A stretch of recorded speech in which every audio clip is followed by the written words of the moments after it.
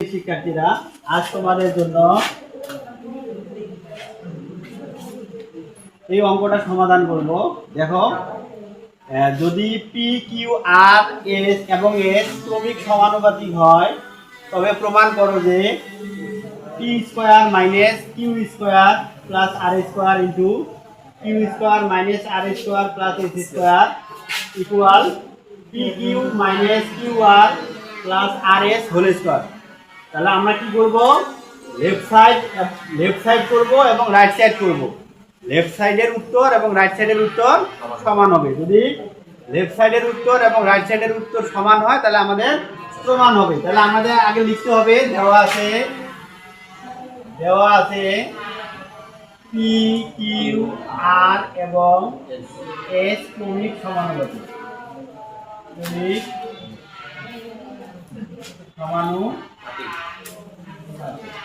যদি P Q R S ক্রমিক সমানুপাতিক হয় তাহলে আমরা লিখতে পারি পি ভাগ কিউ ইকুয়াল কিউ ভাগ আর ইকুয়াল আর ভাগ এস।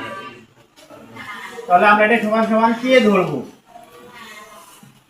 তাহলে আমরা দেখো কি লিখতে পারি, প্রথম অংশ পি ভাগ কিউ ইকুয়াল কে ধরতে পারি।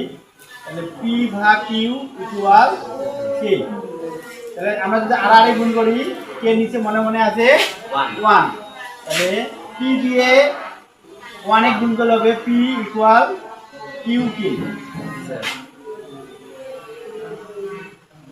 আবার কিউ ভাগ আর ইকুয়াল কে, তাহলে লিখতে পারি কিউ সমান সমান আর কি। আবার আর ডিভাইডেড এস সমান কে ইন্টু আর সমান সমান এস টি। এখন আমরা আবার মান বসাইতে পারি। দেখো এখানে আছে কিউ আর, এই দেখো কিউ এর মান কত আর কে। তাহলে এই কিউ এর মানটা বসাবো আর কি কিন্তু আগের একটা আছে কে। আবার দেখো আর, এই যে আর এর মান দেওয়া আছে কত এস কে। আবার আর এর মান বসাবো এস কে, আগের দেওয়া আছে কে কে কে স্কয়ার। তাহলে টোটাল মান বের হলো কত K S K Q. S K Q এটা হলো পি এর মান। এখন দেখো আবার আর এর মান কত এস কে ইনটু আগের আছে কি, তাহলে কি হয় এস কে স্কয়ার। তাহলে দেখো পি এর মান তো আছে এস, কিউ এর মান তো এস, আর এর মান তো এস। তার মানে আর আমাদের মান বসানো যায় না। তাহলে এটাই হলো আমার মান পি এর এবং কিউ এর এবং আর এর মান। এখন আমরা লেফট সাইড করব। তাহলে লেফট সাইড দেওয়া আছে P square minus Q square plus R square, Q square minus R square plus S square. এখন আমার মানগুলো বসাবো। তাহলে পি এর মান কত এস কে কিউ, তার উপরে হোল স্কয়ার, মাইনাস কিউ এর মান এস কে স্কয়ার, তার উপরে হোল স্কয়ার। আর এর মান কত এস কে, তার উপরে হোল স্কয়ার। এই সেকেন্ড ব্র্যাকেট দেব। আবার সেকেন্ড ব্র্যাকেট কিউ এর মান কত এস কে স্কয়ার, তার উপরে হোল স্কয়ার, মাইনাস আর এর মান কত এস কে, তার উপরে হোল স্কয়ার, প্লাস এস এর মান 9 এস এই থাকে। এখন দেখো গুণ করি দিবি। তাহলে এস এর উপর স্কয়ার কে 3 দুগুণে 6, এস স্কয়ার কে 2 দুগুণে 4 প্লাস এস স্কয়ার কে স্কয়ার, এস স্কয়ার কে 2 দুগুণে 4 minus S square k plus S square হইছে।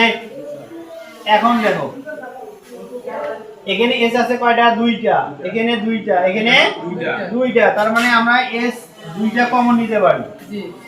এখানে কে আছে 6টা, এখানে আছে 4টা, এখানে আছে 2টা, তাহলে আমরা দুইটা কমন নিতে পারি। তাহলে এখানে এস কমন নিছি থাকে না, আর এস কে আছে 6টা নিচে 2টা থাকে 4টা, এস 2টা কমন নিছি, কে আছে 4টা, 2টা কমন নিছি আর 2টা থাকে, প্লাস এখানে সব কমন নিছি আর কিছু থাকে না। আবার দেখো এখানে এস স্কয়ার যদি কমন নেই তাহলে কে 4 থাকে, এখানে কে স্কয়ার থাকে, এখানে 1 থাকে। এখন দেখো এই এস স্কয়ার আর এস স্কয়ার যদি গুণ করি এক জায়গায় আনি এস 4, কে স্কয়ার ইনটু এইটা আর এইটা দেখো সমান, তাহলে লেখা যায় k4 মাইনাস কে স্কয়ার প্লাস 1 হোল স্কয়ার। তাহলে এটা হলো আমাদের লেফট সাইড।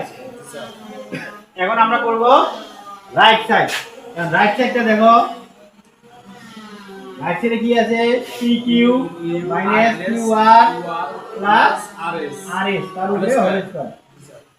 এখন মান বসাবো, p এর মান s k ইনটু q এর মান s স্কয়ার মাইনাস q এর মান s k স্কয়ার, r এর মান s k প্লাস r এর মান s k ইনটু s এর মান s তার উপরে হোল স্কয়ার। এখন দেখো এখানে s একটা দুইটা, এখানে কয়টা দুইটা, এখানে কয়টা দুইটা, তাহলে আমরা কয়টা কমন নিতে পারি দুইটা কমন নিলে এখানে কে হলো কয়টা তিনটে আর দুইটা পাঁচটা, দুইটার একটা তিনটা, এখানে একটা, তাহলে কয়টা কমন নিতে পারি একটা, তাহলে একটা কমন নিলে এখানে আরো চারটে থাকে মাইনাস কে একটা কমন নিতে আর দুইটা থাকে আর এখানে কিছু থাকে না। এখন দেখো s এর উপরে হোল স্কয়ার, এখন এই হোল স্কয়ারটা দিয়ে গুণন করে দিব, তাহলে স্কয়ার দিয়ে 2 দিয়ে এই 2 এর গুণ করলে কত হবে 4 কে স্কয়ার আলাদা করে নিলাম, আর এটা হলো k4 মাইনাস কে স্কয়ার প্লাস 1 হোল স্কয়ার। তাহলে দেখো এই যে লেফট সাইড আর রাইট সাইড মিলছে, তাহলে আমরা এখন লিখব left side equal right side 2।